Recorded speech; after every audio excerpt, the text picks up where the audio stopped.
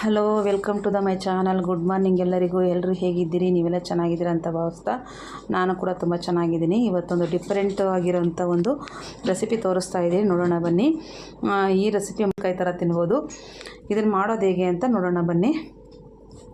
ಇದಕ್ಕೆ ನಾನು ಒಂದು ಎಳೆಕಾಯಿ ಗಾತ್ರದಷ್ಟು ಹುಣಸೆಹಣ್ಣನ್ನು ತಗೊಂಡು ಬಿಸಿನೀರಲ್ಲಿ ಹಾಕಿ ಒಂದು ಸರಿ ತೊಳ್ಕೊಂಡು ಆಮೇಲೆ ಮತ್ತೆ ಬಿಸಿನೀರನ್ನು ಹಾಕಿ ನೆನೆಸಿಡ್ತಾ ಇದ್ದೀನಿ. ಚೆನ್ನಾಗಿ ನೀರನ್ನು ಕಾಯಿಸ್ಕೊಂಡು ನೆನೆಸ್ಕೊಬೇಕು ಇದನ್ನು, ಇಲ್ಲ ಅಂದರೆ ಅದು ಬೇಗ ಕೆಟ್ಟೋಗ್ಬಿಡುತ್ತೆ. ಹಾಗಾಗಿ ಬಿಸಿನೀರು ಹಾಕ್ಕೊಂಡ್ರೆ ಕೆಡೋದಿಲ್ಲ ಅಂತ ಹಾಕಿ ನೆನೆಸಿಟ್ಕೊಂಡಿದ್ದೀನಿ. ನೆನೆಯೋಷ್ಟರಲ್ಲಿ ನಾನು ಸ್ಟವ್ ಮೇಲೆ ಒಂದು ಬಾಣಲಿ ಇಟ್ಕೊಂಡು ಎಣ್ಣೆ ಕಾಯೋದಕ್ಕೆ ಇಟ್ಟಿದ್ದೀನಿ. ಎಣ್ಣೆ ಕಾಯೋಷ್ಟರಲ್ಲಿ ನಾನು ಇಲ್ಲಿ 1.5 kg ಅಷ್ಟು ಬದನೆಕಾಯಿ ತೊಗೊಂಡಿದ್ದೀನಿ. ಈ ಬದನೆಕಾಯಿನ ಒಂದು ಸತಿ ನೀರಲ್ಲಿ ತೊಳ್ಕೊಬೇಕು. ತೊಳ್ಕೊಂಡಾದಮೇಲೆ ಇದನ್ನು ಉದ್ದುದಕ್ಕೆ ಹೆಚ್ಕೊಬೇಕು. ಈ ಥರ ಹೆಚ್ಕೊಂಡಾದ್ಮೇಲೆ ಮತ್ತೊಂದು ಸರಿ ನೀರಿಗೆ ಹಾಕಬೇಕು.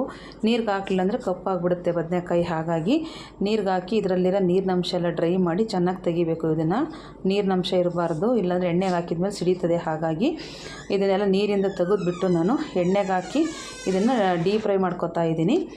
ಇದು ನೋಡಿ, ಎಣ್ಣೆ ಚೆನ್ನಾಗಿ ಕಾದಿದೆ. ಎಣ್ಣೆ ಚೆನ್ನಾಗಿ ಕಾದ ನಂತರ ಈ ಬದನೆಕಾಯಿನ ಹಾಕ್ಕೊಂಡು ಚೆನ್ನಾಗಿ ಡೀಪ್ ಫ್ರೈ ಮಾಡ್ಕೊಬೇಕು. ಮತ್ತು ಬದನೆಕಾಯಿನ ಬೇಯಿಸೋದಿಲ್ಲ, ಹಾಗಾಗಿ ಎಣ್ಣೆನಲ್ಲೇ ಚೆನ್ನಾಗಿ ಇದನ್ನು ಬೇಯಿಸ್ಕೊಬೇಕು. ಎಣ್ಣೆ ಮೆತ್ತಗಾಗಬೇಕು ಬದನೆಕಾಯಿ. ಚೆನ್ನಾಗಿ ಬೇಯಿಸ್ಕೊಂಡ್ರೆ ಚೆನ್ನಾಗಿರುತ್ತೆ. ಹಾಗಾಗಿ ಎಣ್ಣೆಯಲ್ಲಿ ನಾನೀಗ ಡೀಪ್ ಫ್ರೈ ಮಾಡಿಕೊಂಡು ಒಂದು ಕಡೆ ಎತ್ತಿಟ್ಕೋತಾ ಇದ್ದೀನಿ.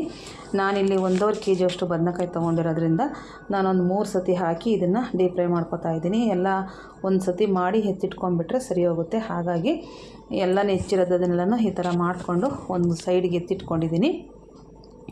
ನೀವು ಎಷ್ಟು ಕ್ವಾಂಟಿಟಿ ತೊಗೋತೀರೋ ಅಷ್ಟು ಕ್ವಾಂಟಿಟಿ ಮೇಲೆ ನೀವು ಮಾಡ್ಕೊಳ್ಳಿ. ನಾನಿಲ್ಲಿ 1.5 kg ತೊಗೊಂಡಿರೋದ್ರಿಂದ ಇಷ್ಟಾಗಿದೆ. ಈ 1.5 kgಗೆ ಎಷ್ಟು ಬೇಕೋ ಅಷ್ಟು ನಾನು ಕ್ವಾಂಟಿಟಿನ ಮಸಾಲೆ ತೋರಿಸ್ತಾ ಇದ್ದೀನಿ. ನೀವು ಎಷ್ಟು ತೊಗೋತೀರೋ ಅದ್ರ ಮೇಲೆ ನೀವು ಮಸಾಲೆನ ಡಿಪೆಂಡ್ ಆಗುತ್ತೆ. ಇನ್ನೊಂದು ಸತಿ ನೋಡಿ ಹಾಕಿ ಇನ್ನೊಂದು ಸರಿ ಮತ್ತೊಂದು ಸರಿ ಇದನ್ನು ಡ್ರೈ ಫ್ರೈ ಮಾಡ್ತಾ ಇದ್ದೀನಿ. ಈಗ ಎಲ್ಲನೂ ಆಯಿತು, ಎಲ್ಲ ಎತ್ತಿಟ್ಕೊಂಡಿದ್ದೀನಿ.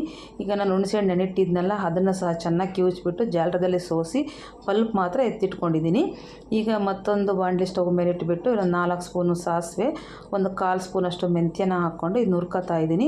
ಹುರ್ಕೊಂಡಿದ್ದೀನಿ. ಮಿಕ್ಸಿ ಜಾರಿಗೆ ಹಾಕಿ ಪೌಡ್ರ್ ಮಾಡ್ಕೊಂಡು ಬರಬೇಕು. ಆ ಪೌಡ್ರ್ ಮಾಡ್ಕೊಂಡು ಬರೋಷ್ಟರಲ್ಲಿ ಮತ್ತೊಂದು ಬಾಣಲಿ ಇಟ್ಬಿಟ್ಟು ಇದಕ್ಕೆ ಒಂದು 200 ಗ್ರಾಮ್ ಅಷ್ಟು ಎಣ್ಣೆನ ಹಾಕ್ಕೊಂಡು ಸ್ವಲ್ಪ ಸಾಸಿವೆ, ಆಮೇಲೆ ಬ್ಯಾಡಗಿ ಮೆಣಸಿನ್ಕಾಯಿ, ಬೆಳ್ಳುಳ್ಳಿ, ಒಂದು 5 ಗೆಡ್ಡೆ ಬೆಳ್ಳುಳ್ಳಿನ ಜಜ್ಜಿ ಸಿಪ್ಪೆ ಸುಲಿದು ಹಾಕ್ಕೊಬೇಕು. ಬೆಳ್ಳುಳ್ಳಿ ಹಾಕ್ಕೊಂಡಷ್ಟು ಚೆನ್ನಾಗಿರುತ್ತೆ.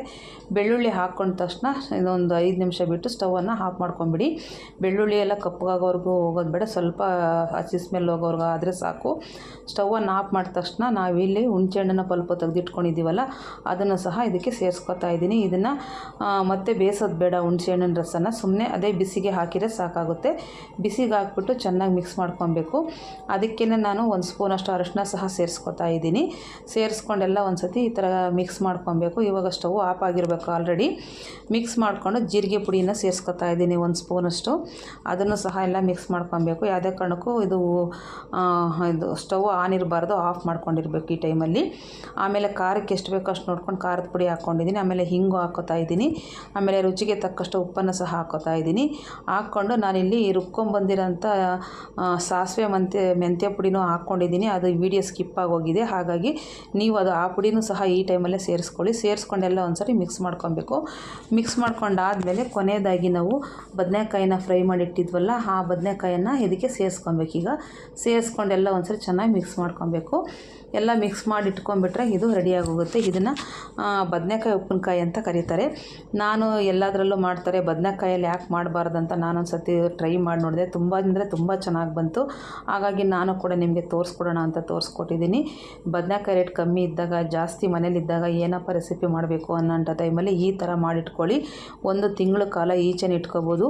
ಈ ಥರ ಮಾಡಾದಮೇಲೆ ನೀರು ಮಾತ್ರ ಇದಕ್ಕೆ ಟಚ್ ಮಾಡಬಾರ್ದು. ನೀರು ಬಿದ್ದರೆ ಕೆಟ್ಟೋಗ್ಬಿಡುತ್ತೆ. ಹಾಗಾಗಿ ನೀರು ಬೀಳ್ದಲ್ಲೇ ಒಂದು ಗ್ಲಾಸಿನ ಬಾಟ್ಲು ಅಥವಾ ಪ್ಲಾಸ್ಟಿಕ್ ಬಾಟ್ಲನ್ನ ಚೆನ್ನಾಗಿ ವಾಶ್ ಮಾಡಿಬಿಟ್ಟು ಡ್ರೈ ಎಲ್ಲ ಇಲ್ಲದೇ ಇರೋ ಹಾಗೆ ಒರೆಸಿ ಅದನ್ನು ಸ್ವಲ್ಪ ಬಿಸಿಲಲ್ಲಿ ಒಣಗಿಸಿ ಅದನ್ನು ಆ ಬಾಕ್ಸಿಗೆ ಇದನ್ನು ಮಾಡಿರೋದನ್ನ ತುಂಬಿಟ್ಕೊಂಡ್ಬಿಟ್ರೆ ಇದು ಆರಾಮಾಗಿ 1 ತಿಂಗಳವರೆಗೂ ಈಚೆನೇ ಇಟ್ಕೊಬೋದು. ಫ್ರಿಡ್ಜಲ್ಲಾದರೆ ಒಂದು 3 ತಿಂಗಳು ಇಟ್ಕೊಬೋದು. ತುಂಬ ಚೆನ್ನಾಗಿರುತ್ತೆ. ಅನ್ನಕ್ಕೆ ಹಾಕ್ಕೊಂಡು ತಿನ್ಬೋದು, ಉಪ್ಪಿನಕಾಯಿ ಥರನೂ ಸೈಡ್ ನೆನೆಸ್ಕೊಂಡು ತಿನ್ಬೋದು. ತುಂಬ ಚೆನ್ನಾಗಿರುತ್ತೆ. ನಾನು ಸ್ವಲ್ಪ ಬಾಕ್ಸ್ಗೆ ಹಾಕಿ ಒಂದೊಂದು ಸ್ವಲ್ಪ ಇರೋದನ್ನ ಬಿಸಿ ಅನ್ನ ಮಾಡಿದ್ದೆ ಅದನ್ನು ಹಾಕಿ ಕಲಿಸ್ತಾ ಇದ್ದೀನಿ. ಕಲಿಸಿದ್ದನ್ನೆಲ್ಲನ ಇದು ಮಿತ್ಕೆ ಥರ ಮಾಡಿಬಿಟ್ಟು ಕೊಟ್ಟರೆ ತುಂಬ ಚೆನ್ನಾಗಿರುತ್ತೆ ತಿನ್ನೋದಕ್ಕೆ. ಇದು ಈ ಥರ ನೀವು ಒಂದು ಸತಿ ಟ್ರೈ ಮಾಡಿ ನೋಡಿ, ನೀವೇ ಹೇಳ್ತೀರಾ ತುಂಬ ಚೆನ್ನಾಗಿ ಬಂತು ಅಂತ. ನೀವು ಸಹ ಒಂದು ಸರಿ ಆದರೂ ಮನೇಲಿ ಟ್ರೈ ಮಾಡಿ ನೋಡಿ ಹೇಗೆ ಬಂತು ಅಂತ ನನಗೆ ಕಮೆಂಟ್ ಬಾಕ್ಸಲ್ಲಿ ತಿಳಿಸಿ. ಇನ್ನು ಇದೇ ಥರ ಹೊಸ ಹೊಸ ರೆಸಿಪಿಗೆ ನೀವು ಕಮೆಂಟ್ ಮಾಡಿದ್ರೆ ನಾನು ಕೂಡ ಮಾಡಿ ತೋರಿಸೋ ಪ್ರಯತ್ನ ಮಾಡ್ತೀನಿ.